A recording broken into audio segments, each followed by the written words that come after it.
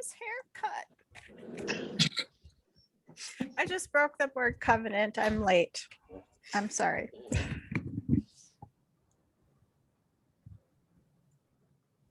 I think we can welcome you back into Covenant in a rather quick and painless way. So let's call this meeting to order. And we have a chalice lighting. We do. This is Chalice Lighting was written by Maureen Killeran. As we weather winds of change, may we have wisdom to cherish moments of stillness. As we recollect times of challenge and of pain, may we remember also the graceful blessings of our lives. As we look to future unknowns, may we have the boldness to trust that there is unimagined good yet to come.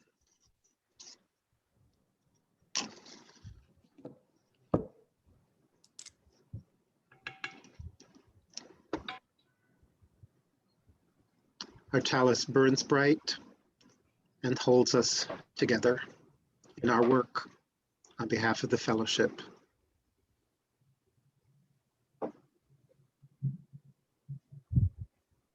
Thank you, Kent. The next item is to approve our agenda. Did everybody have a chance to look at our agenda for the evening? I have a concern. Yes, Chris?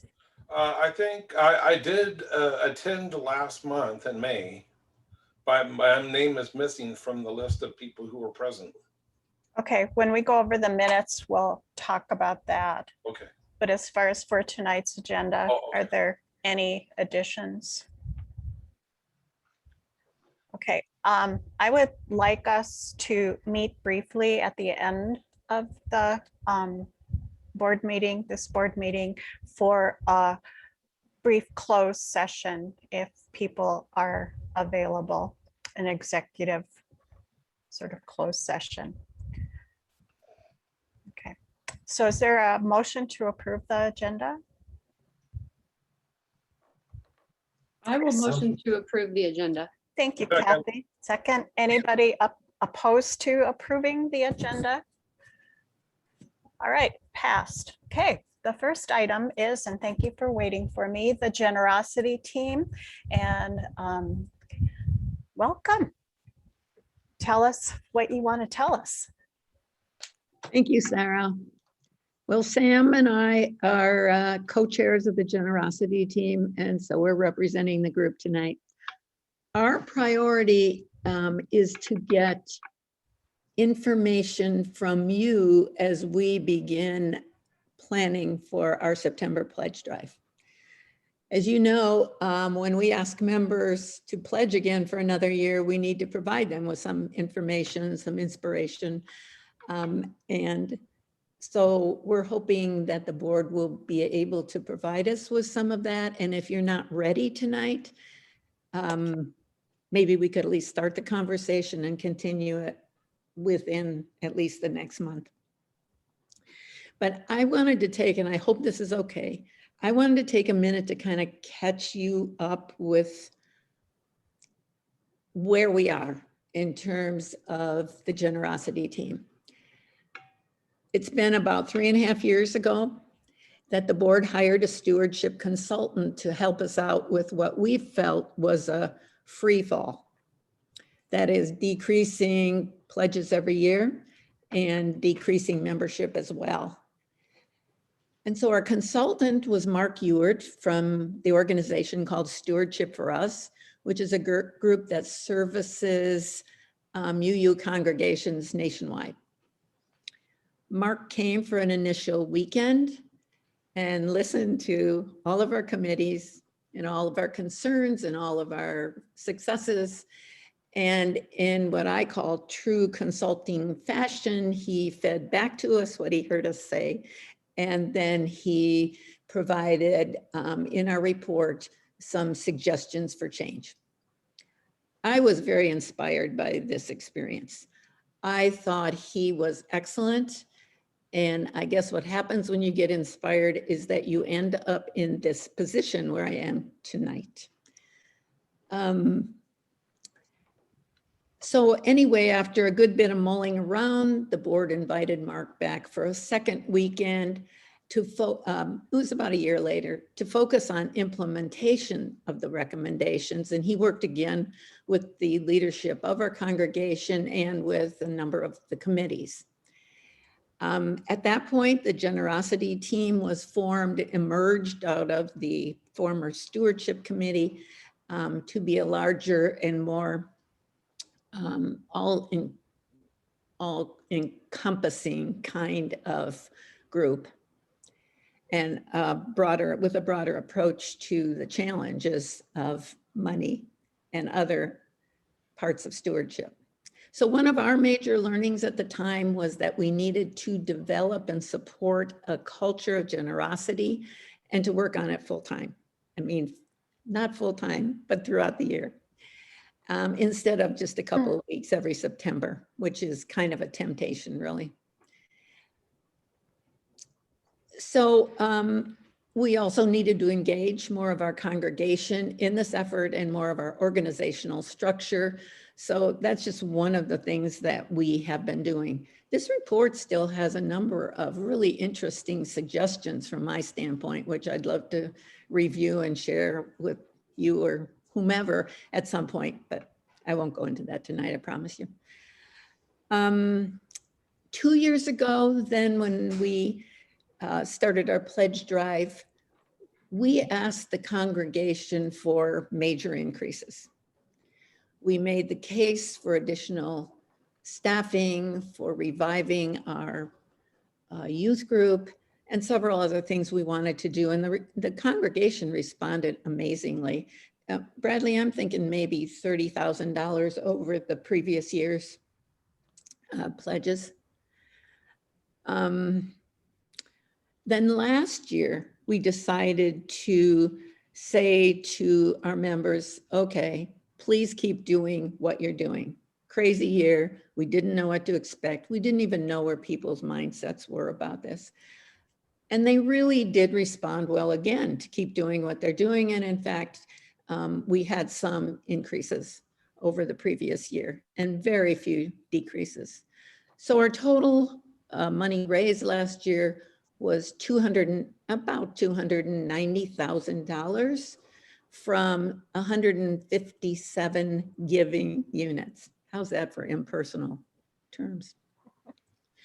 Our pledges ranged from $60 for the year, per year, to $15,000 per year. We have some really nice breakdowns of our patterns of giving, thanks to Bradley. Just a couple of examples. What we know is that of the 157 giving units, half of our pledged income is provided by 22 giving units. If we divide it into quarters and look at our third quarter, going down to the third quarter, 30 giving units provide 25% of our pledged income. And it means that on our bottom quarter, it's 109 giving units to provide 25%. I have the feeling that that's kind of common in our faith group, but it doesn't mean that it's a healthy pattern. And I wanted to go into that just a little bit, and we have lots more information, but I won't bring it to you tonight. But I want you to know where we stand, because a major goal needs to be to help those people who are in a position to give more money. And I personally believe there are a lot of them, recognizing, of course, that some people are giving all they can. But I think there are a number of, quite a few families who are in a position to give more if, and you can fill in the blanks, if they were more engaged, if they knew more about what we were doing, if they understood what things cost, all the ifs. And so that's one of the things that's really important for us to help a few people to move up a bit, because our budget requires us to raise at least $300,000 every year, and that is a huge challenge. It's a huge challenge. The generosity team has been pretty enthusiastic about taking that on, but obviously we need a lot of other leadership to make it work. Okay, all of that sends us back to the beginning, and that is a need to have some content to share with our members as we ask them for money. But first I want to ask Sam what he wants to add. Well, I want to convey to the congregation that we are together, that we are moving into the future, and we're hoping that in this next year that there's something to look forward to, that we can really talk about, you know, new roof, new capability in the building, new opportunity and so on. And it's pretty hard to grab all those little things and get people excited about them. And so that's where your suggestions can help us. But we really want to feel, we want people to feel like we're a vibrant community again, and that we're going to grow. See, Sam is the inspirational part of this team. Thanks.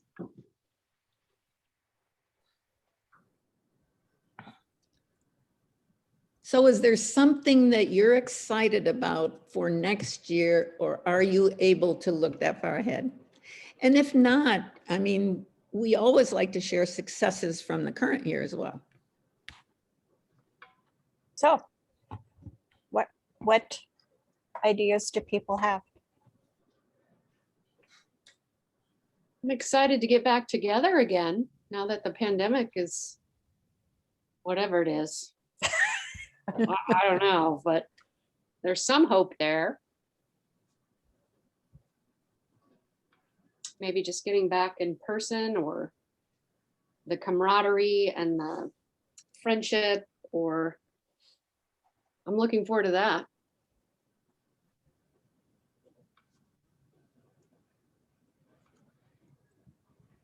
At this I'm looking- point, It strikes I'm me sorry, that go ahead. we're. Go ahead, Jack. All right. I'm looking forward to getting the kids back together. Yeah. The families with young kids, Zoom doesn't really cover those bases terribly well, so they're all feeling the pinch.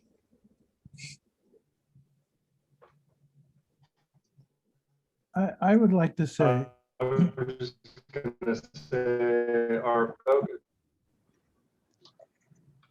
Didn't Go ahead, catch that. I didn't catch that, Mike. So sorry, my internet is going in and out. So. And you want to say something, Do you we'll want to wait a put, minute and then I'll go. do you want to put that in chat?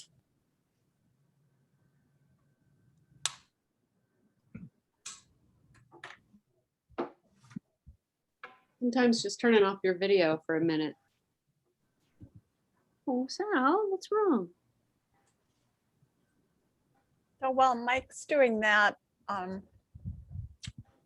excited about hybrid services and developing that and possibly having broader reach, because during the pandemic, we saw people we hadn't seen for a while, people who maybe didn't have access. And yes, we want to be together, but not everybody wants or can be together. And so in my mind, that's something new and different. And we're going to learn a lot about doing that better, and how we share our services after the fact.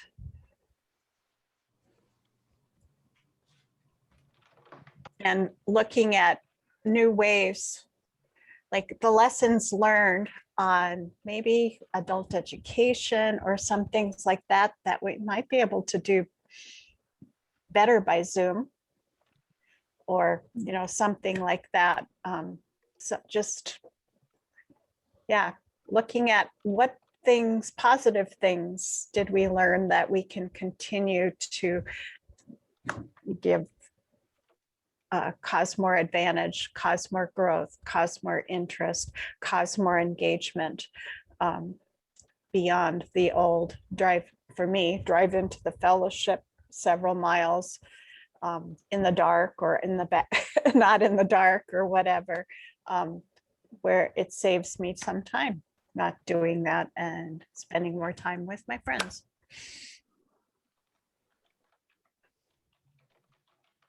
I would like to say that the quality of the Zoom services that Kent has put together is exceptional. I don't have a way to gauge what's happening around the country, but anything that I've seen, Kent really makes meaningful services, puts music and images together with the readings and the message and so on. And that he just does a superb job. When we come back together, and I'm thinking not necessarily hybrid, but when we really can be together again, as we have been in the past, I think probably during the hybrid time, we're going to continue to count on Kent for good musical content as part of the services. But when we are really all back together, I think it's going to be very important for people to be able to sing together, for all the musical groups in the fellowship to be able to perform on a regular basis, and to do that better than we've ever done it before. You know, really get people engaged. Yeah, we've been had the membership person kind of on hold during this whole process, and to finally make that a reality for more membership development activities is something to get excited about. Yep. I see. I was just going to It's ask, nodding. what is it we're going to spend more money on or spend money on? And that obviously is one thing. That'd be one. And we'll be hiring a new DRE. Did you read Mike says we've been focused heavily on the pandemic and we now have information. We just did this congregational survey and that should be giving us some more direction in the process in addition to what we discussed today.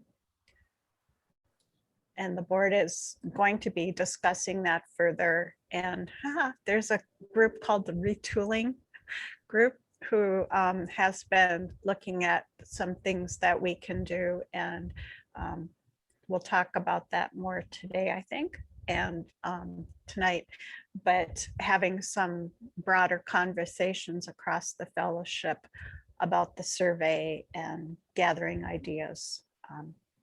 I don't know if that's very sexy for a fundraising campaign, but we may be generating some more things through that process to give to you further down the road. Okay. I think membership engagement and membership growth is a really sexy topic for a lot of people, as is youth development and engagement and children's programming. Mhm. I've done a lot of reading on raising money in churches. And one of the top priorities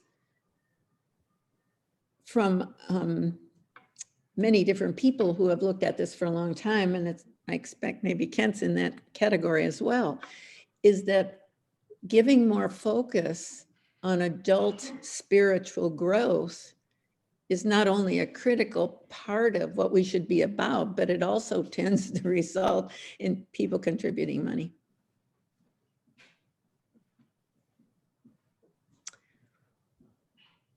So the whole lifespan RE. Uh-huh. Mhm. Are you in a position to say that's the direction we're going?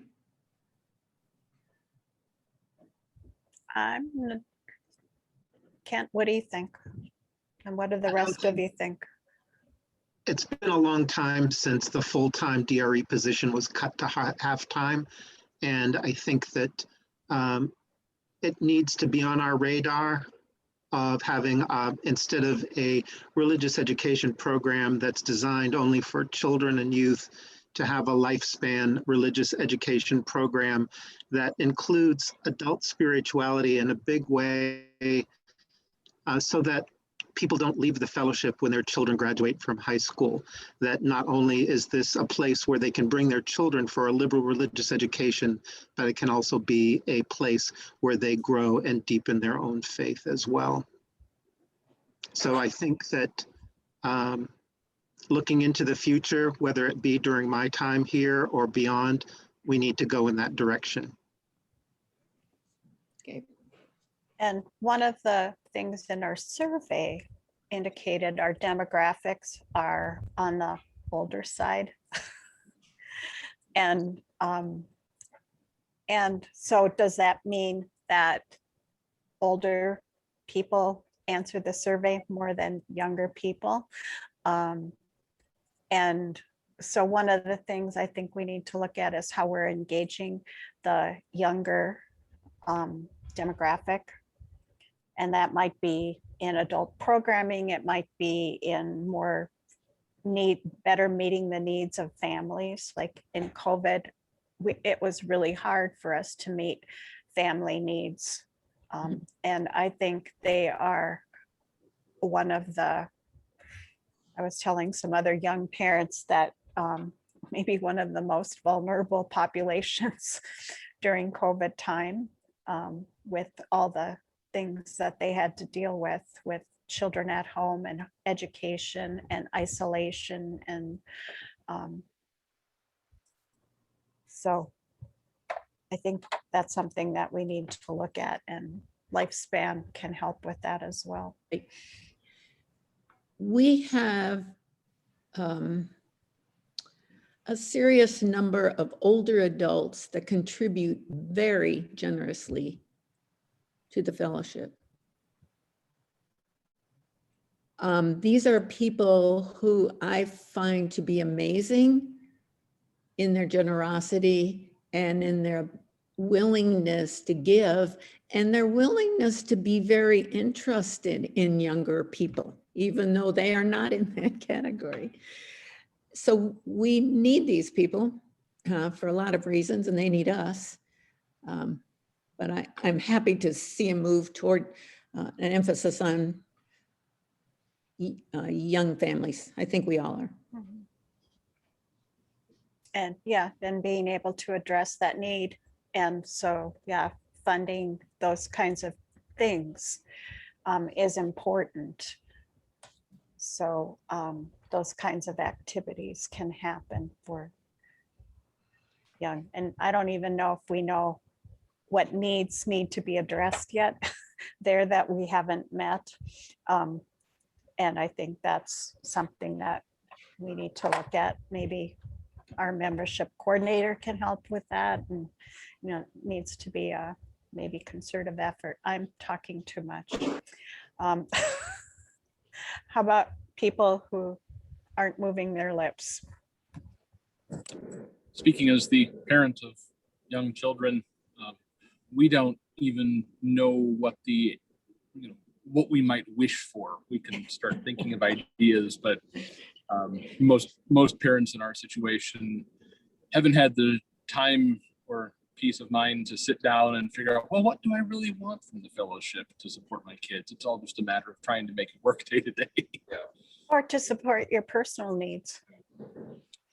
Right, but what does that look like for me? Yeah, because I have no idea. you're so focused on your children, but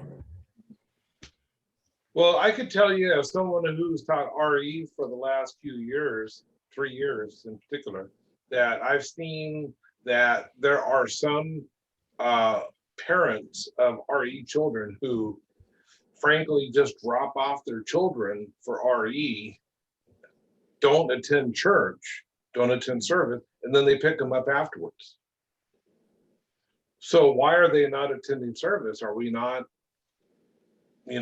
offering them something? Or is it because that they are busy with everything else in their lives? I don't know. I know it's not hard data, it's probably just anecdotes, but it was just an observation on my part and a big question mark. Something that I will say did get concrete answers from people saying, yes, this is something we want, was back when we were doing family nights. And a couple times a month, we would have childcare there to watch the kids, play with the kids, while the parents could go by ourselves. And for a lot of the parents, that was one of the very few rare moments where we get to be with adults and only adults and talk about adult things. And that was very valuable to a number of families. So once we get back in person and start family up again, that's certainly Yeah. something I'm going to push for. That's something to get excited about, and being able to fund that childcare. So there's that opportunity. And Another- and good childcare is part of that. Because that's what happened in the past. It was good childcare. It wasn't just like drop your kids off. Childcare. Recognizing that this is getting a little bit long, I will add one more thing, that I'm excited about the possibility that if we stay at one service, we can have religious education for everyone at 9:30, including an adult group in Fellowship Hall. And I think that given the current state of our parents group, I think dedicating the first adult education program to parents of children. Thank you. Thank you, thank you, and thank you for all you're going to continue doing tonight, because I saw your agenda and it looks very challenging. But I love getting the information. Thank you. And I think Bradley, assuming that Bradley is the one who compiled the survey and made it look good and easy to understand, who did that? Mike, Who? Bravo! Mike. our Mike, that hero, was Mike. wonderful. I was totally impressed. It looked like Yay. the kind of thing that I see Bradley doing. Thank you so much. See, other people can do pretty things too, Bradley. He did a great job. It was a great job for a lot of reasons. It's wonderful. Hey, Okay, thank you for giving us a Thank spot you. on the agenda. thank you, Sam and Sue. We'll see you soon. Bye-bye. Bye. Okay, I want to do a quick weather check for things we have to vote on and making sure people are going to be around to vote, because I believe we have a quorum right now. Is that right? You have one above a quorum. One If you above a- include okay. if you include yourself. Okay. Sam, do you have to leave? No, I don't have to leave. I'm here for the duration. No. Okay, in the car? Yeah, Okay. I had to make a quick trip to my grandmother who just I- went into hospice. So now my father is driving, or will be driving. He's currently finishing his dinner. I ate fast, but no, I'll be on for the rest of the meeting. Okay, just want to make sure we're taking care of people. And Chris, are you going to be here the whole time? Okay, Yeah, provided that my internet's okay. And I have enough light to get out there and, work on my chicken run. well, I'm glad that DMAC had problems, so we have you tonight. That wasn't a kind thing to say. Okay, well, let's move on to the consent agenda. So those are things like our minutes and our committee reports. And it sounds like there needed to be a correction of minutes, Chris. Because I was here last May. I attended the May meeting, if I remember correctly. And I, Yes, it's just an oversight, but I've got it down. okay, thanks.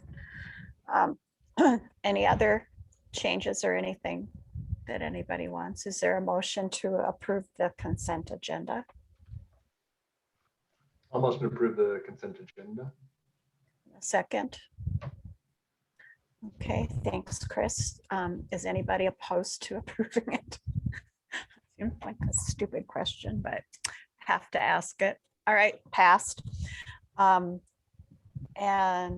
onto the financial report. Okay, so long story short, checking account is, if you were to look at the balance just a week ago or 2 weeks ago, we had a very large balance, but that was due to the roof donation. But I signed a check, recently for about 150 something thousand dollars to pay for the roof work that's been done thus far. So so minus that, we still have sufficient funds in the account to to pay for at least 3 months worth of expenses. So we are healthy financially. Same thing with our savings slash savings, sorry, money market account. And that's fine. Credit card, I always look at the reconciliation that Bradley sends me, and those transactions all look legitimate, and our pledge income seems to be on track. We are above our expected pledge income. And Bradley, can you remind me whether that pledge income includes the roof or not?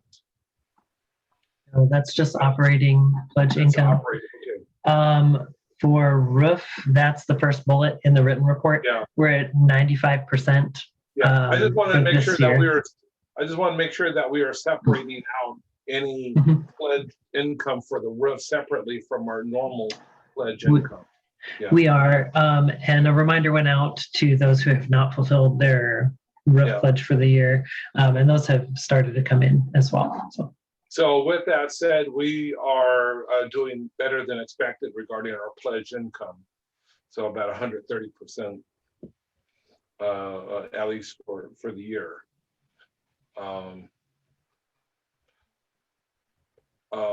So any questions regarding roof income so far? We're kind of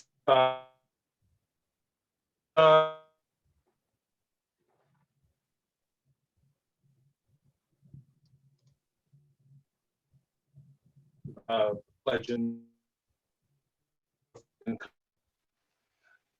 And then there is the issue of the technology with respect to audiovisual. And Bradley, do you want to chime in on that? We actually have that as our first action agenda topic, so we can update everyone then. But right now we've purchased about 2/3 of the everything but the real big ticket item for Fellowship Hall. But anyway. Did we receive all of the pledged income for that project?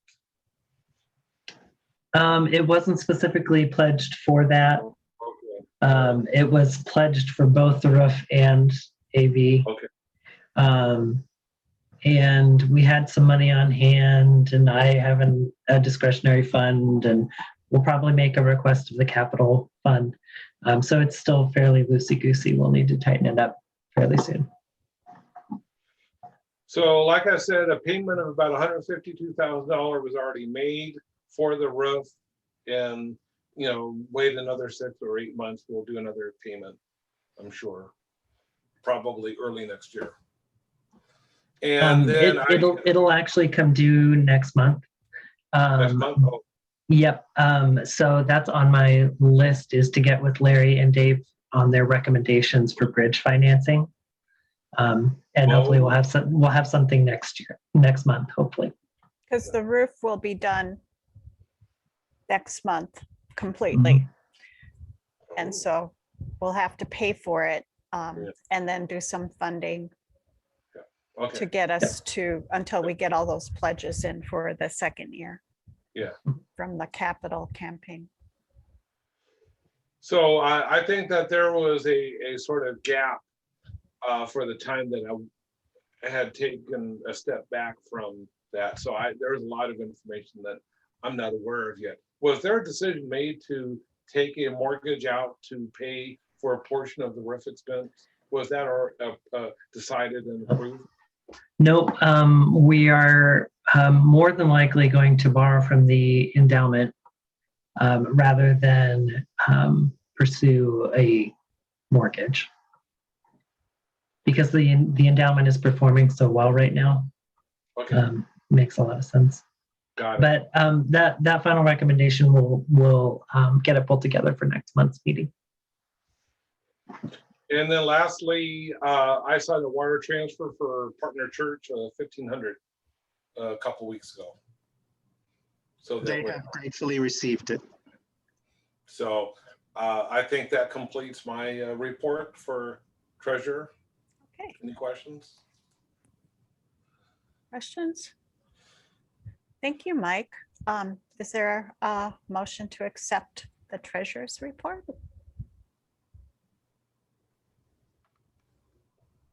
Sam, Also move. thank you. Second? Mike, Second. thank you. Anybody against that idea? All right, passed. Let's move on to the minister's report, Kent. Yes, well, you have a written report from me, and I have one thing to add to, a couple of things to add to it. Last month, included in the packet was a letter that Sarah and I presented nominating the Ames Community School Board for a character award through Drake University. And we received notification just a couple of days ago that Drake has been awarded that character award for their Black Lives Matter curriculum in the school, which just a couple of days ago was outlawed by a law that disallows the teaching of critical race theory in school systems. The school board requested that they be allowed to include the letter that I wrote on their website, and Sarah and I approved that they do that. So we will be getting some, we will be an example of supporting critical race theory in our school system.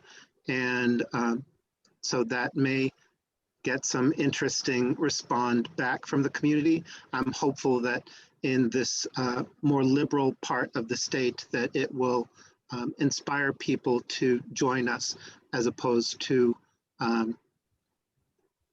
do negative things. But I'm particularly proud of our support of that program. And Kudos to Ms. Bundy for asking. yes, Allison is the person who requested that we write a letter. And so thank you to the board for supporting that process.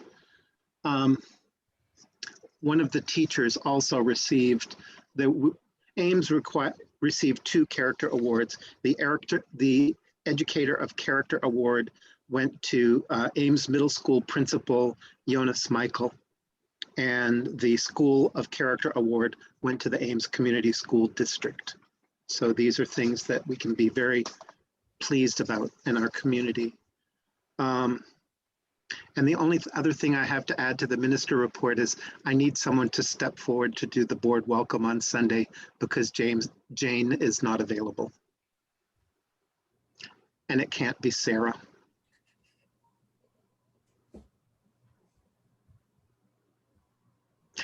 And we can take care of that later because. I could do it. Thank I you, don't Chris. think yeah, okay. Thanks, And Chris. I appreciate that. And does anyone have any questions about my report this month? I don't, is retooling, is that part of our later discussion? I don't think it is. Let's hold off on that until we are in discussing the survey, would be my recommendation, because it's part of the survey discussion. Okay. So if there are no questions, that is my report for this month. Okay. And the next item is the youth update, and we have no youth attending the meeting today. So we'll move on to board liaison reports. Any reports from people who are liaisons that have information about committees that weren't included in the consent agenda?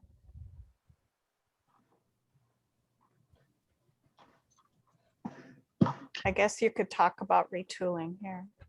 Well, actually, it's not, I'm not a liaison, but I will report to the board that, I did, with Bradley's assistance, put together an online exploration of membership program and sent that out as a test case to one potential member who thought it was excellent and has agreed to be willing to meet with the membership committee to give his responses. He's an educator and will be going to seminary, and he's ready to join right now and send money. And I said, well, we're not going to say no to money, but we're looking forward to your membership and participation. But he really gave good feedback on that. So once I meet with the membership committee, I'm ready to make that live for a lot of people. And in terms of the retooling, the Amy Slagle, Sarah, Jamie Gerganis, and I are part of this retooling for a sustainable future. And we were encouraged, part of the participation was to do a low cost, high learning project. And we piggybacked onto the survey project. And so to engage additional conversation, awareness, communication, we would like to recommend that the board have 4 consecutive weeks of breakout rooms dedicated to the survey. As we discuss each of the sections, we would need a board member or a member of the retooling group in a breakout room to serve as a facilitator to discuss the results of the survey and answer questions and hear suggestions from people who may not have participated in the survey. And once we're back into a in-person gathering, we would also suggest that small group sessions, cottage meetings be made available to people who may not have been on Zoom or who may not have participated in the survey. And Sarah, you may want to add to that. I've tried to be brief because I know we're tight for time. Okay. Well, actually, we're at the break time. Well, actually at 7:20, I thought, oh, it says 7:20, it's break time. Just that at the last meeting, our board broke it down into kind of 4 sections. So we were thinking 4 different Sundays after the service, have a topic like RE and have some basic questions to ask and then let people talk. And then whoever's the facilitator just like asks the questions, and we can record those sessions as well. So do we need permission? Is anybody? When are you hoping to do that? I think we were talking about starting on Father's Day with RE, thinking we'd get more young families there because there's RE is doing a bunch of stuff that day. And then Kent, did we talk about every couple weeks or?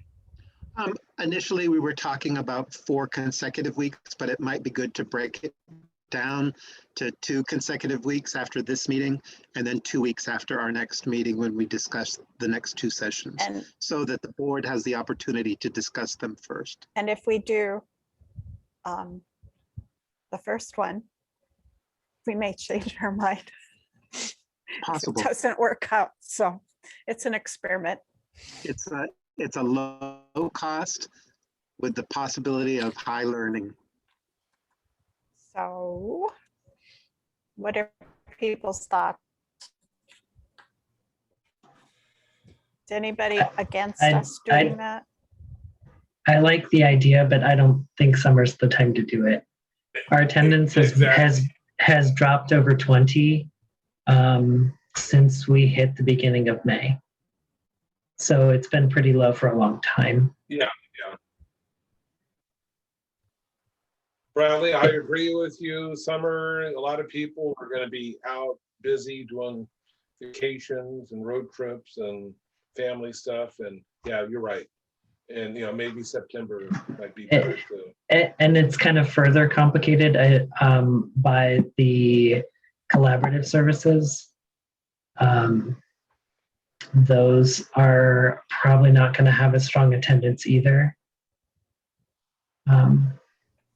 And the people that we're, at least from what I can recall, that we're seeing right now on Sunday mornings are most likely people who gave quality feedback in the survey already. Yep, and this would give them a chance to expound on things. That's true. I don't see any harm in trying it in June. And like Kent said, we can do some other cottage meetings in the fall when we're together. And it's just to let people have feedback on the survey and a little more immediate time frame than waiting till the fall to say, okay, we did this survey in May, and now in the fall, here's the results. So It would be good to hold off on the RE specific one for a while, just so we get some more of our RE next year related ducks in a row to have something to talk about, basically. okay. So what I'm hearing is no, wait till fall. Is that the consensus? Put your thumb up if you think no, wait till fall. Okay. Mike, is your thumb up or down? I hope you can hear me. I can hear you. Doing it now. Now I can't. Your speech is distorted. Can you put it in chat? Okay, I just had a.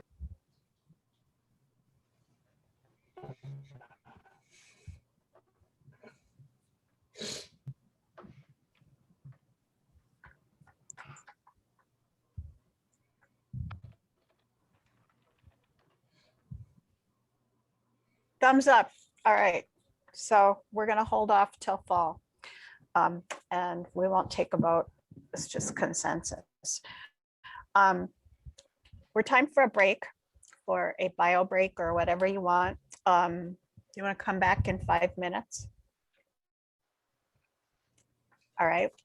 And we'll come back with the action technology stuff.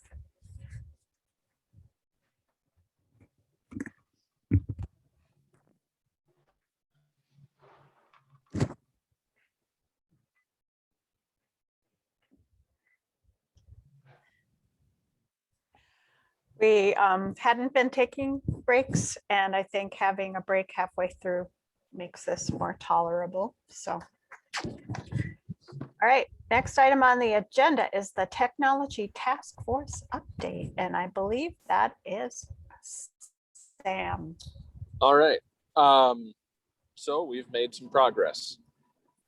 Since the board approved, I think it was 8,000 last time, we have spent, like Bradley said, maybe 2/3 of that to buy sort of the minimum set of equipment that we need to test out the concept, test out the overall structure of the system.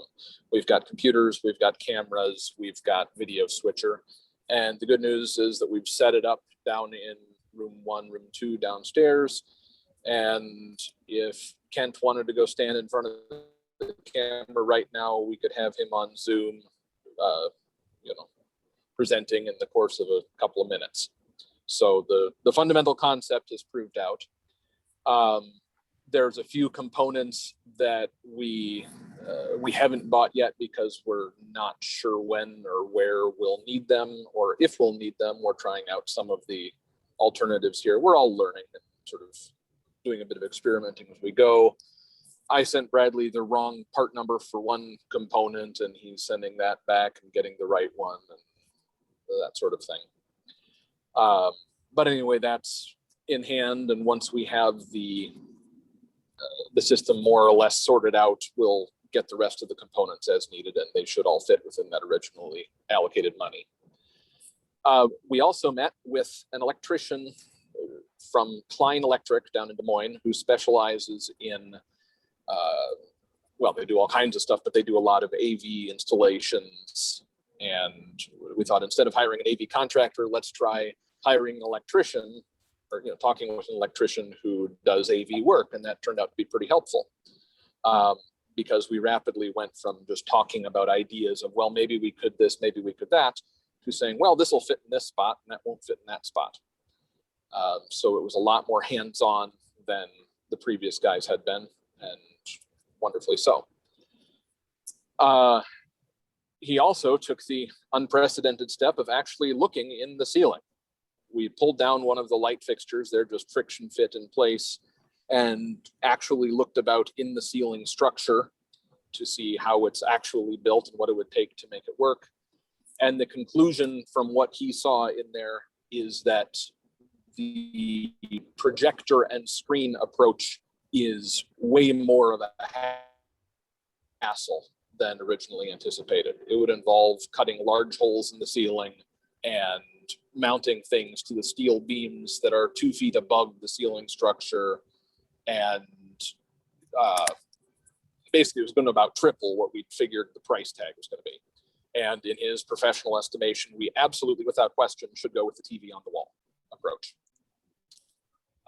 Because it's going to be far, far cheaper, simpler, more user-friendly, just better in every conceivable way, except maybe the aesthetics for the art committee. So we also talked with him about, well, how do we solve that problem? How do we make this prettier?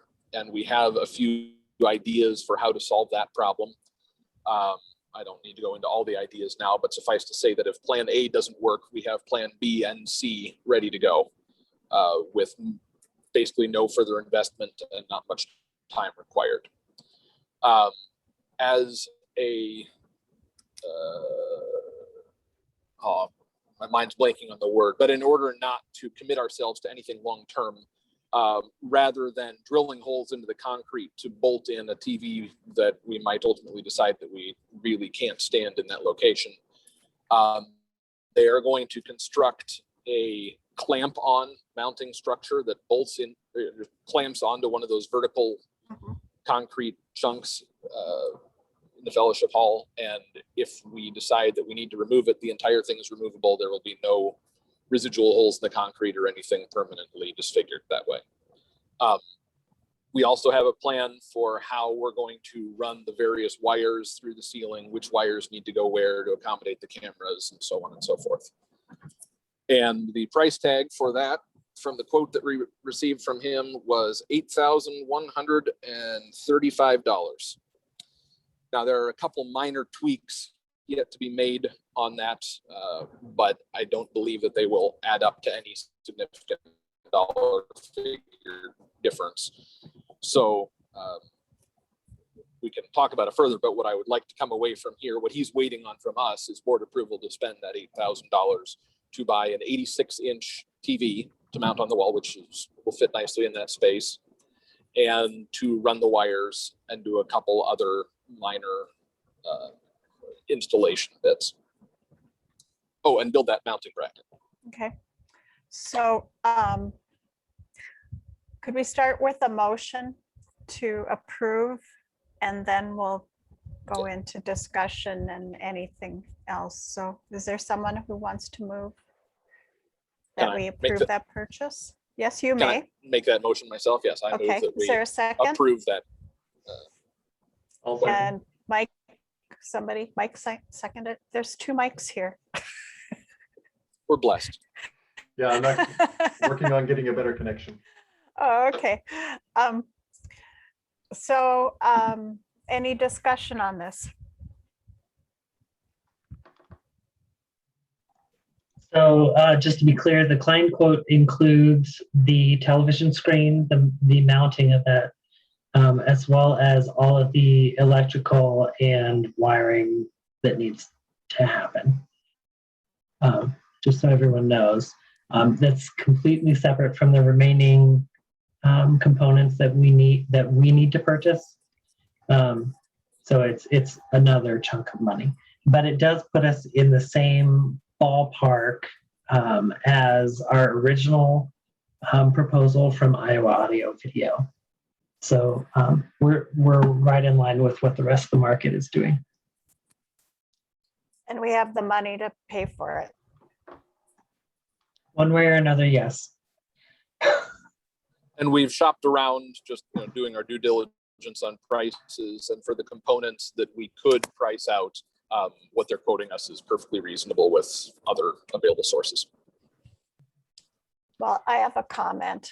I applaud you and worship you for all the work that you did, because this is very complex. And it sounds like you got a lot more satisfaction in getting the answers you needed in speaking with the electrician, and you made a good choice in being able to get those answers. So that's my comment. Yay, Sam and company. Yeah, Bradley has helped a lot on this, and the rest of the tech task force folks that we've been running all our ideas past them. So we've had a few different eyes on this, but I think we're all satisfied that in general concept it's okay. We've still got, like I say, we're still learning and experimenting and figuring out how to tweak it to make all the bits work just the way we want. But fundamentally, it is working, and that's what matters, I think, for now. Well, this has been a tough mountain to climb for a long time, and it feels good. So any other discussion, questions? So we have sorry. Never mind. Go ahead. Well, I was going to say we have a motion on the floor. If there's no more discussion, is there anybody against the motion to approve this purchase? Don't see anybody, so it's moved. Yay. So there is one more chunk. So this has been the chunk that Sam has been leading. The other chunk is doing a couple of stations elsewhere in the building. So first and foremost is the fireside room. So having a television and camera system and all that in there, so people can see what's going on in service, and we can also use that for virtual meetings if we needed. And then also one down in room 3, which is our primary meeting room for small group meetings. So in kind of looking at various options and settling on some and not yet settling on others, it's looking like we're going to be in about the 2,000 per station ballpark for a screen and a computer and mounting equipment and a media player and all that stuff. And so I am thinking I've got a decent amount set aside in the fireside room technology fund. The designated fund that's got 3,200 in it. And I will, if it's okay with everyone, I don't know that we need a formal approval, but I can either make a request from the capital funds that are in the investments, or I might opt to use some of my admin discretionary fund to finish out that portion of the project. Thoughts? Is it my correct memory that fund for the fireside technology update, some of that money is memorial gifts And I think that would be a really, no? Okay. Nope. I withdraw my comment. It started as $1,500 before my time. That was raised specifically for that. And then I've kind of squirreled away money here and there, but none of it's been memorial money.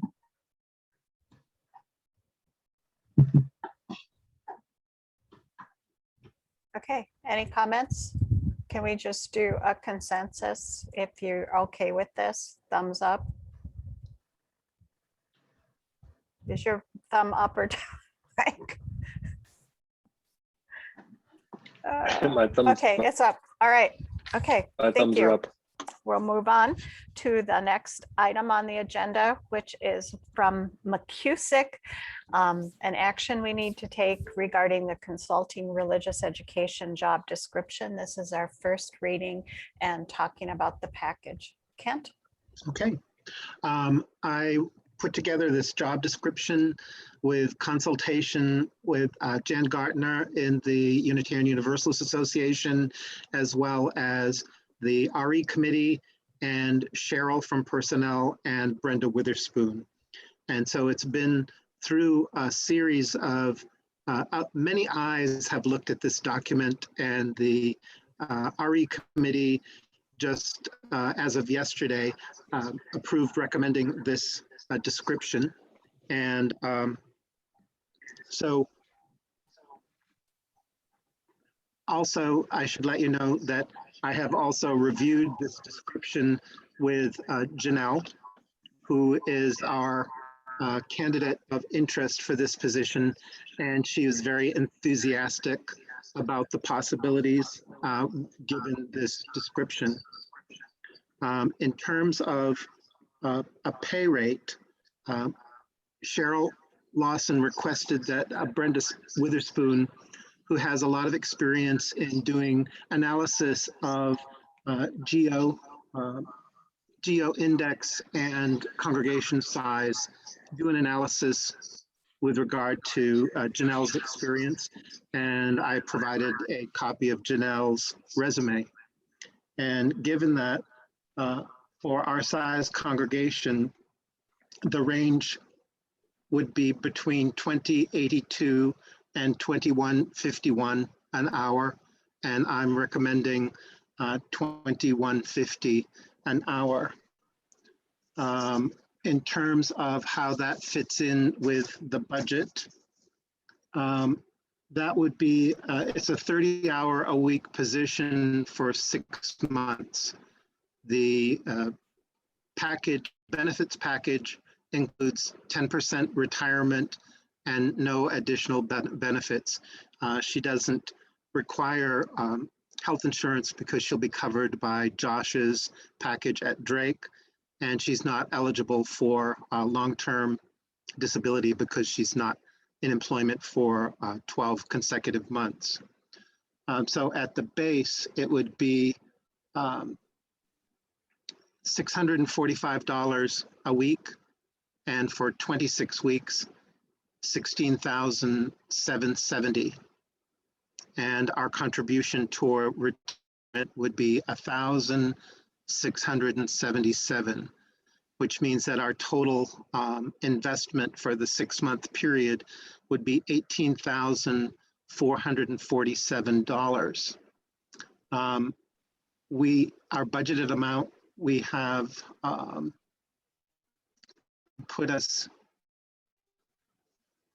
the base is $29,250, and we have the budget is $29,250, and if we add up what we've already spent plus the proposal, it comes to 90.6% of the budget. So well under budget.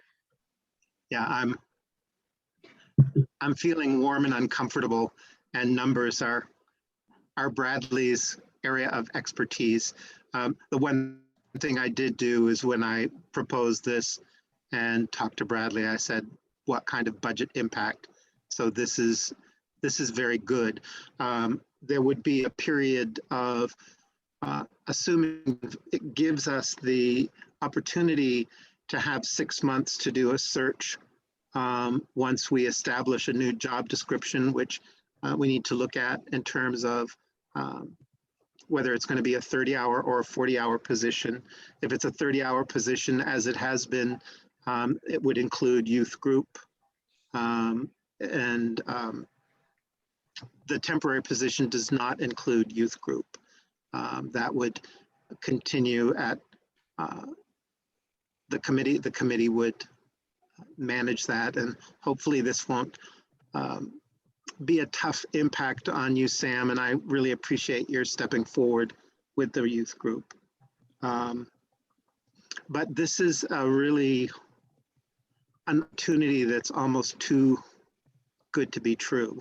That Janelle was instrumental in forming the program that's currently in place. She knows the program. She knows the curricula that can be considered for the coming year.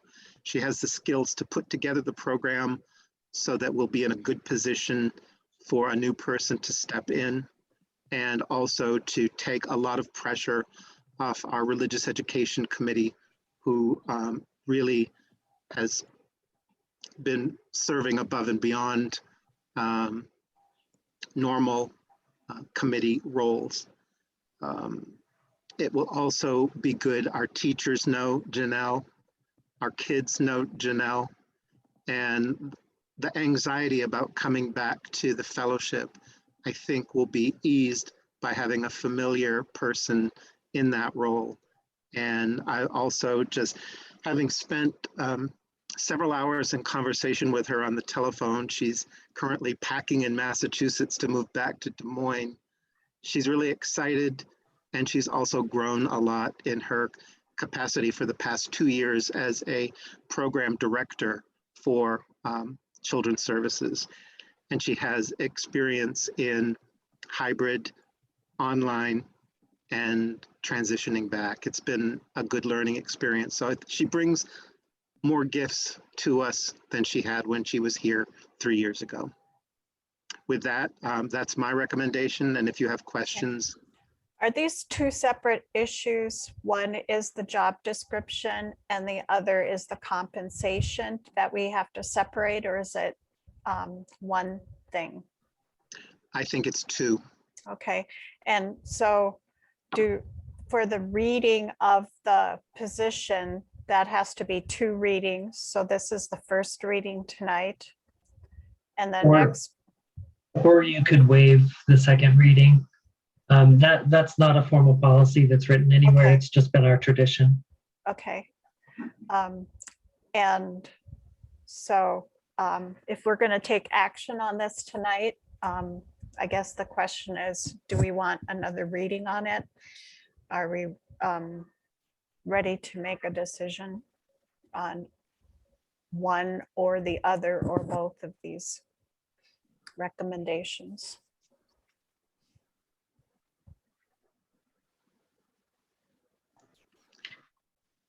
Janelle is waiting to hear from me because she's prepared to begin on the last Monday of July. And this has also This is Mike. all I gone don't by know the who else committee. Sorry, Go go ahead, Mike. Go ahead, Mike. Thanks. I don't know who else has had a chance to read the job description, but I've had it for a few days. So for me, this is a second reading. I would propose that we move forward on that. And I also, for the budget piece, given that we are under budget and that this is such a find for us and satisfies so many requirements and bonus sort of things for us, I think we should go forward with it. Okay. Is there a second? I see Sam Second. nodding his head. Okay, we have 2 seconds. Yeah. One from Sam No, and one from well, I Chris. will say, as someone who started teaching RE 3 years ago when Janelle was still here, and I had a number of excellent conversations with her, and I was really sad to see her go. So I'm elated that she's coming back to us, at least for some time. And so, and based on what I read from the position description, I'm in favor of everything. So The RE committee is enthusiastically in favor of this, so. All right. So it sounds like we've had discussion. Is there any further discussion on it? All right, so we have a move and a second. Anybody opposed? Don't hear anything, so this is approved. Thank you. 2 thumbs up. Thank you, Kent, for this good work. Interesting side note, which has no bearing on this decision making, but I asked for examples of consulting job descriptions. We will be the only congregation in the country with the consulting register. So we will be providing guidance for the UA when I give them a copy of this description. So thank you. Okay, the next item on the agenda is the closure checkpoint regathering task force recommendation, and my name is there, and I'm drawing a blank. Kent? Have you approved money. the compensation? Yeah. Oh, I thought it was both. Sorry. So is there a motion to approve the money? I thought, who did it? I Mike? recorded it as two motions. I mean, I just put the same names Can't down because we, understand. You're breaking, because I thought Mike mentioned the compensation package in his motion. I put it in the If chat. everybody understood,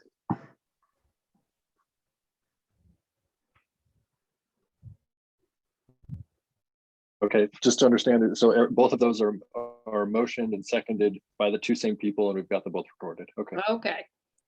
So I think we're good to go, right? Okay.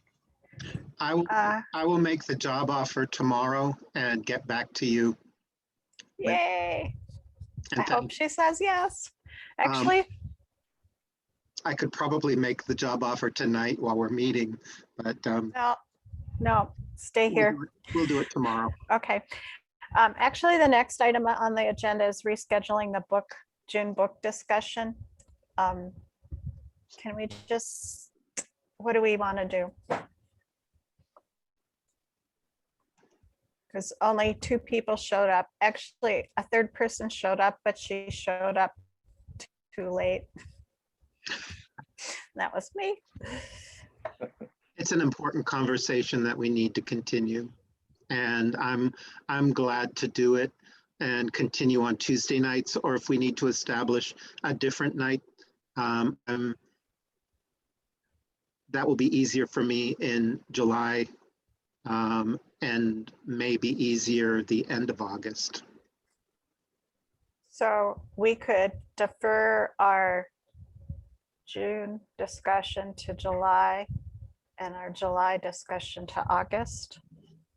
Or we could try to pick up another night to do our June discussion and then stay on schedule. Actually, we can't We be can't? on schedule because we were scheduled to be done by June. We were, And oh, well, originally, all right. So what do y'all want to do? I'd just schedule it till next month. I mean, I think our schedules for this month are already largely filled. But yeah, let's continue going through it. It's absolutely worth reading. Okay. Does that need a motion? Is that a motion? No. Nope. Okay, consensus? Lift up agree your with that. thumb if you agree. I'm going to verbally agree. All right. Okay, thank I you. have our next session scheduled for July 6th, Tuesday night at 6:30. Right after a holiday. Okay. We'll send out reminders better this time. The next item is the closure checkpoint and regathering task force recommendation. So the regathering task force met last week. And so this is the month we have to decide. So the current board announcement says we're closed indefinitely through June. And our physician on the task force is saying that based on CDC recommendations, that we could probably open in July. And you guys, Kent and Bradley, need to help me with this. I believe we said small groups could meet in July. And they would schedule things as they normally would with Bradley. So they have to schedule the building, if they're going to use the meeting, schedule that with Bradley. So Bradley's our gatekeeper, except for when he's gone, he's going on vacation. We'll have to figure that one out. I'll And, do it while he's gone. okay. I can just rattle through these. I've got it in front of me. Oh, thank you. So the recommendation from the task force, and hopefully I'm coming through all right, is to have the building available starting July 1 for small groups, affinity groups, activities, weddings and funeral requests, rental events of limited size, which is undefined currently, as well as noon group. And as Sarah said, contact me to arrange. In-person Sunday services and religious education to follow in the autumn. Individual building access codes will be reactivated upon request to Bradley rather than just being blanket reactivated. Group building access codes will be changed and made available to group leaders making space requests to kind of tighten that up. We don't believe that contract tracing is needed anymore, but the task force will have communication prepared and on hand in case we find out that someone tested positive and we need to send something out. Noon group will use the same spaces, which is Channing Barton and the upper kitchenette, with encouraged window opening and as much spacing as possible.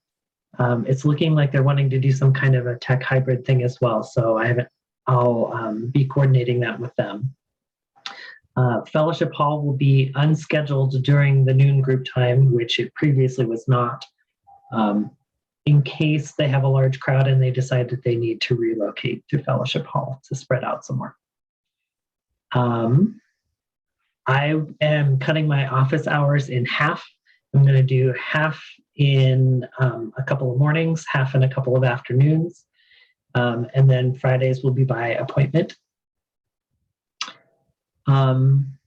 Yeah, so that's that. What about masks? We didn't discuss masks. I think we can encourage them, but I don't think we can force the issue personally. Jennifer Killian said that we should post the CDC guidelines around the building and let people know that we're following CDC guidelines, which say that if you have not been vaccinated, you should masks are recommended. We cannot require masking, but we can encourage people to follow the CDC guidelines, which she feels extraordinarily confident that if you've been fully vaccinated, you are safe. That the only people for the last, I forget how many months, but the only people who, last 4 months, the only people who have been hospitalized with COVID are people who have not been vaccinated. And Mary Greeley. Yep. So board has to take some action on this. What action do we want to take on this recommendation? So Ari, go ahead. Well, I was just going to move that we do what they said. Reopen for the small groups, hold off on RE and large groups till later in the fall.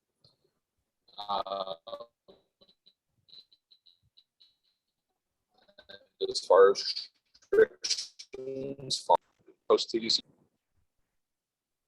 Okay, is there a second to that? And then we'll discuss.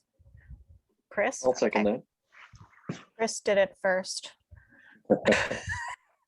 So Kathy, you had questions? Oh, I was thinking, so our verbiage is sometime in autumn. RE and opening up. Yeah, I mean, realistically, it'll be launching it probably at the same time it always has, which is the Sunday after Labor Day. Okay. Unless something, But the task force wasn't willing to go quite that far because we need to hire an RE person first. Yeah, we need to reevaluate things as well as we go through, because a lot can happen in a couple months. Another thought that I have is if someone has a really large wedding or a really large memorial service, I think those probably should be in September. If someone has a, more recently, prior to pandemic, I did a number of weddings that were like basically 10 people and under. And there are also gravesite outdoor memorial services would be fine at the cemetery. But as you know, sometimes we get memorial services here that are in excess of 150 people. I think those should wait until September. okay. Any other discussion? Are we ready to make a decision? So anybody not in favor of approving this recommendation? Say so. All right, it's passed. Thank you. I think I'm gonna get married in July. All right, congregational survey. Next time I'm gonna marry somebody who's not allergic to onions. So last meeting, we decided we'd take section by section with the congregational survey. Oh, did I have, I thought I had Chris's name on there for religious education. So I thought we were going to talk about religious education, and Jane was going to talk about, and she didn't prepare it. And I fell short in reminding everybody about what they were going to do. And I ask your forgiveness. It's given. Thank you. So Mike, let's see, Chris had a report on RE from reviewing the survey. Well, I listed a few bullet points that I walked away from in reviewing the results, and I'll go ahead and read those. Number one, strong interest in adult RE classes with topics involving other religions, beliefs, culture, and history, and in current social justice topics. I think it's feasible that these can be done in a maybe monthly or semi-monthly multi-session format over the course of several weeks or several months, depending, of course, on what specific topics or themes that we decide to pursue. We would also need to find appropriate materials and facilitators. The second bullet point would be that general interest in a variety of topics for adult RE beyond that discussed what I had just mentioned. These include discussion of spirituality, various topics involving spirituality, interpersonal / interbeing topics, history and future of universalist Unitarianism, intergenerational, multi-generational ministry / connection type of topics, book club / reading groups, end of life conversations, and practical things such as money management and budgeting and things like that. finances. Many of these can be done in a single session or multi-sessions over weeks or months. And depending, of course, on availability of appropriate facilitators, resources, time, and interest. The third bullet point that I wrote was that the majority of respondents would be in favor of adult religious education on Sundays, and of those who said that they wanted adult RE on Sundays, the majority of those said that they would prefer to attend before Sunday service. And I would assume that would coincide with children's RE. So while their kids are in RE, they themselves would attend RE. So that coincides with Reverend Kent would say, our lovely minister. Number 4 is that we have a tremendous pool of talent with a variety of experience and, talent and knowledge, and from which to tap for teaching classes and leading various activities. So we have, so many,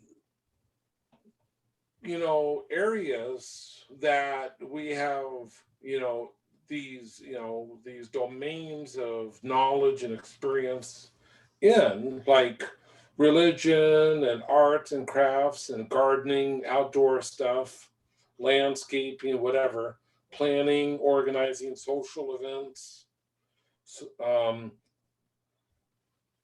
All of these lovely things, by the way, music, I should say, is that we have the opportunity to get more people involved who might be kind of lingering on the periphery, who might be attending once or twice a month, if that.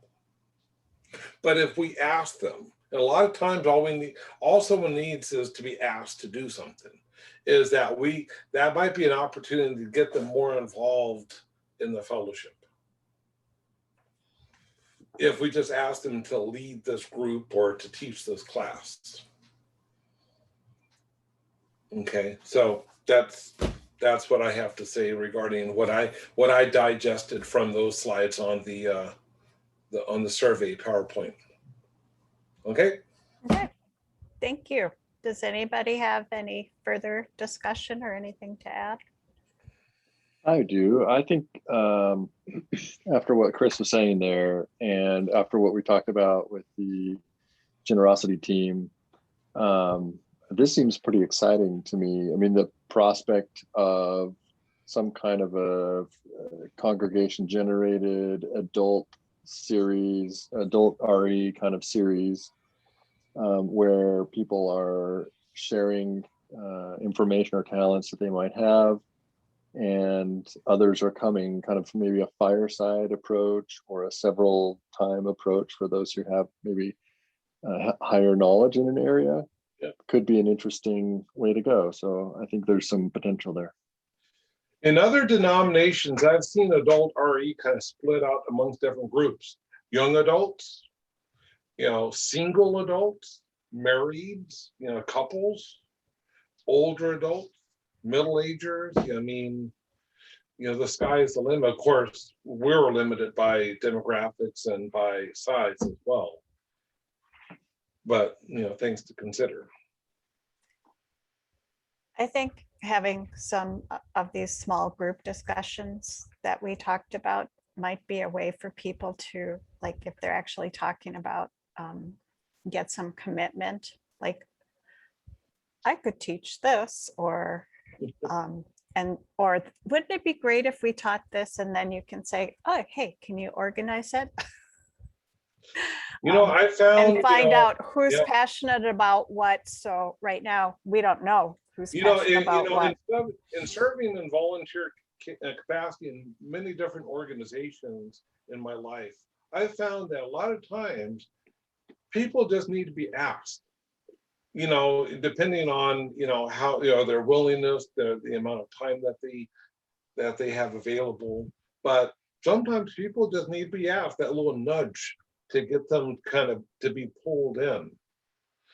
It's just so long that we're not overwhelming, because we know that there are some people who are yes people and don't know how to say no. You know what I mean? But those people who are not overwhelmed and are willing to be able to do these things, you know, so maybe find a way of doing a survey of who can do what. You know what I mean? Yep. Another idea is to ask people in the congregation who they would love to hear from on what topic. And if we could kind of get it from the other side as well. I'm not sure quite how to convert that, but there are people that I would be interested in hearing from. There's a fellow, I met him once. I don't know his name, but I know he teaches in like the philosophy and department at Iowa State. And I'm sure he has some fascinating things to say. Doug, talking more about Buddhism. He seems to want to be involved. I could probably come up with 3 or 4 more. Yeah, we know Doug. Yeah. Write Well, those down. One really good way that you can find that out, a practice that the UCC Church does is as part of their adults education, once a month they have a random member come and just share their story. Sometimes it's really specific to how they ended up at that particular congregation. Sometimes it's more general. But it's an opportunity to just get to know each other more on a deeper level. And then you kind of know those topics pop out, and you know that you can go to this person for a certain kind of thing. And it might be a good way to kind of get some of that going. Yeah, I really like that idea. And I don't know if I'm presenting it all tonight. I'm ready whenever I can You do can it go this ahead. week. Well, I can do it this week or later if we don't have time. But I was just saying in the sections that I was going through, there's a huge emphasis on community and togetherness and being with people. And that would be the kind of a thing that would connect people, I think, personal stories and things like that. Yeah, shared learning experiences are, you know, a great way of bonding people together too. If we can get a general interest group to all get in the same place at the same time and talk about the same subject, you're going to build those relationships through that alone. So how does the board get this to happen? I think we're going to have to involve Janelle at some level. I mean, she probably doesn't want to lead it. It's not in I her don't think we scope. made any specific. Right, it's not in her job description. But we're going to need someone coordinating just the list of people who have knowledge on a subject and are at least maybe willing to lead a group discussion on it of some scale. I mean, I don't know to what extent that sort of list has already been collected, but So there's going to is- be some logistical load to make it happen. Is that something we could charge membership committee in figuring some of those talents and interests out? I feel like it's not in the skill set of the RE committee, so I would like to find someone else to manage that. That might be a fresh thing for membership to look at and get, you know, something more exciting and new. And you know, that kind of a thing can be even the soliciting information from people can be an event in itself. The congregation I grew up in would have a normal service on a Sunday morning, and then they'd have like a potluck lunch, so something really social. And then they'd have, so sometimes it was like an actual program in the early afternoon. And sometimes they'd have like get to know one or two particular people. So it could be turned into a whole event series if you wanted to, just finding out what people are passionate about and what they're good at and where their expertises lie. You know, we So- kind of did that with the generosity moments. I mean, we picked someone and we highlighted them. So if somebody was willing to let us pick them and talk about what they do and what they're good at, or they could talk about it, but something similar to that. That's a good I idea, think- Bradley, too. Yeah, I agree, Kathy. I think most people would be are interested in talking about themselves and what they're good at. I am. But also, just to admit a failure, part of the survey requested what skills or knowledge do you have you'd like to contribute in support of the community? And there are many answers of people who are willing to share. So we have a lot of people who are willing to share. The failure is that the survey was anonymous. So, so we don't know who they are. We know they're there. We just don't know who. So that maybe needs some follow-up. Okay. That might be something we want to think about for fall as we regather. For example, someone suggested they can do an accordion duo dance. I'm not sure what that is, but it sounds very interesting. I've got a pretty good idea who that might be. Yeah, we know who that is. It's not me. You didn't know Chris McClure could play two accordions at the same time, did you? No, I'm thinking of Peggy. I think we Peggy need and to Ann. get that ukulele group doing something. Is there anything further to add in this before we move on?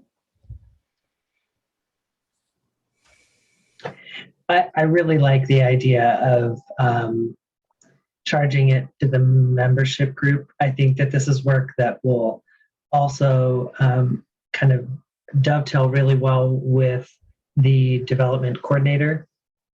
And so it might kind of get them in that spirit as we look to filling that position. Well, I'm the liaison with that group, so I will reach out to them. It Okay. would also has the possibility of bringing fresh voices to membership. Anything else? So I just wanted to Go ahead. make sure that we had an action item for anything else. I mean, Chris, there were 3 or 4 points there. What have we passed up and forgotten about momentarily?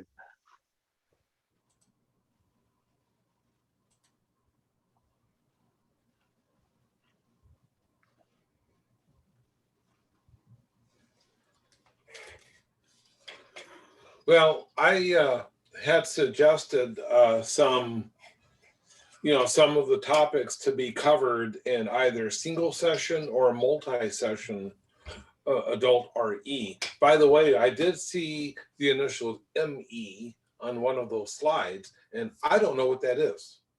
What does ME stand for? Does anybody know? I think it was there was a follow-on to it in the slide. It said ME and then said, where do I fit in this, or something like that. So it was somebody kind of said, what about ME? And I think they just capitalized it. I'm not sure if it's an actual program. Okay.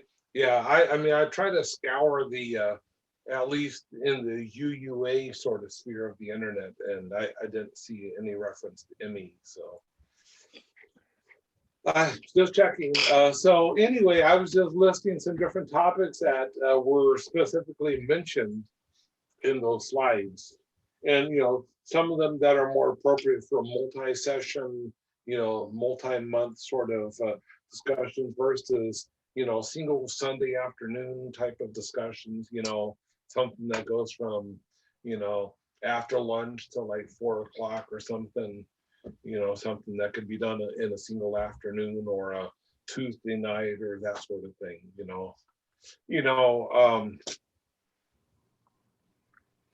Kent, what was the name of that series that we were watching? I dropped in once in a while. Eye on the Prize. Eyes on the prize. Eyes on the Prize. That was a really excellent example of a series of discussions that that we can use as a model for other discussions, whether it's UU history, and I know that you've done that before in previous years, Kent, but that was brought up as a desire for for revisiting, or for people who didn't get that discussion, or other religions. I could tell you that I really don't know a lot of the difference between the Presbyterian and the Methodists, for example, honestly. But I'm kind of curious. If I were to go to a Methodist church and a Baptist church and a Catholic church, really, what are those fundamental differences, So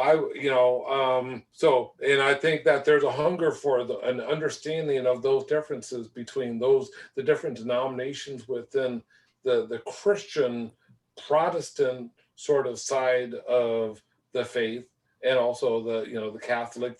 There are, of course, different divisions within Catholicism, and then of course with the other religions, because not every person got that course in world religions back in college, right? Well, thanks, Chris. That kind of answered my question to some degree, because I was, so we've talked about sort of a discovery process where we start identifying people who might talk about themselves. We then work out, what they might want to talk about, and possibly for how many sessions. But there's also this second piece that I think you're talking about, which is more structured discussions that people may or would have to study up on in order to teach, whether it's one or more sessions. And so maybe there's kind of a two lines to go down there. And I agree with sending, I think the membership committee would be a fine place for the first process, this discovery process, and folks talking about what they're passionate about, or what they're good at, or what their life has been like. And then the second one kind of leans RE a little bit, but I don't know where that falls. It's probably easier to do RE for youth than for adults, frankly. And correct me if I'm wrong, Kent, but I get that feeling, because when you get to 18 to 65, people come to our fellowship or are in our fellowship from many different walks of life and have many different, life experiences. And so have different desires, and They all come with their own challenges, and I think at a programmatic level, there are more materials available and accessible for children and youth education. And also, in the 8 years that I've been here, I've put out a number of curriculum available, and people are generally not attending. I think that having it on Sunday morning, having an hour session on Sunday morning for adults is a great option. And if someone wants to teach in the afternoon on a Sunday and has the skill set to do it well on a short term 3 session or less, I hear that. It's great that people are interested and ask for something, but it's also surprising when they ask for something and you provide it, that they don't participate.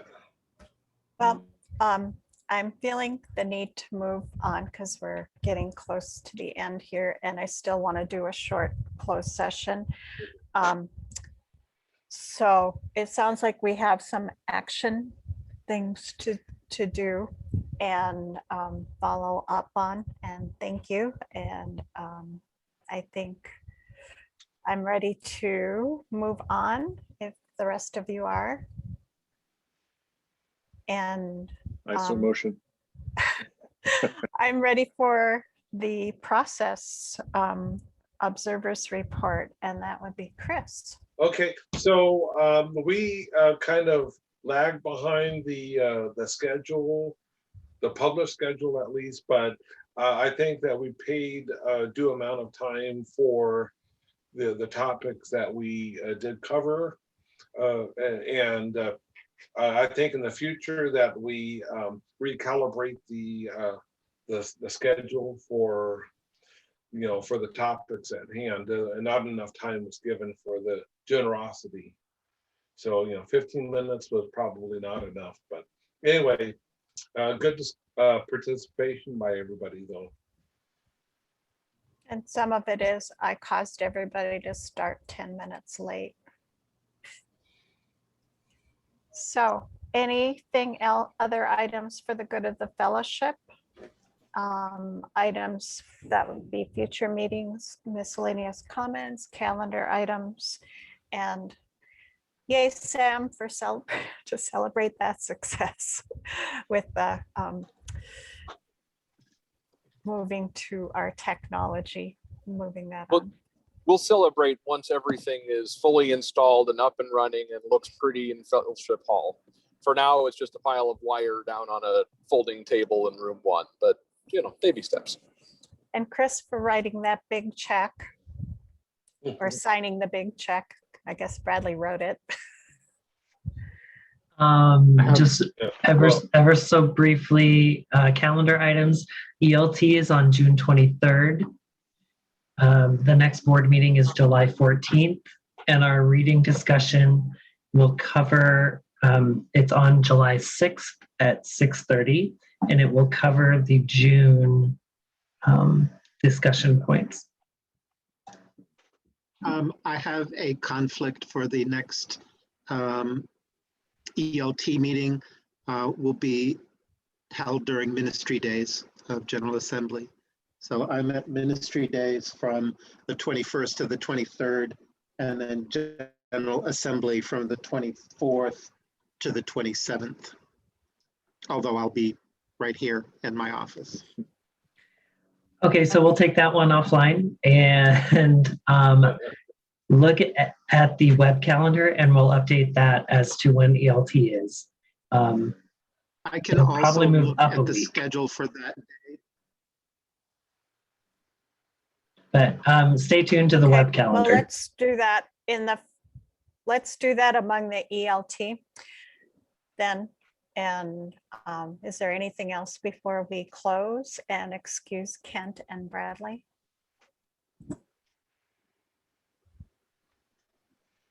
Just a thank you.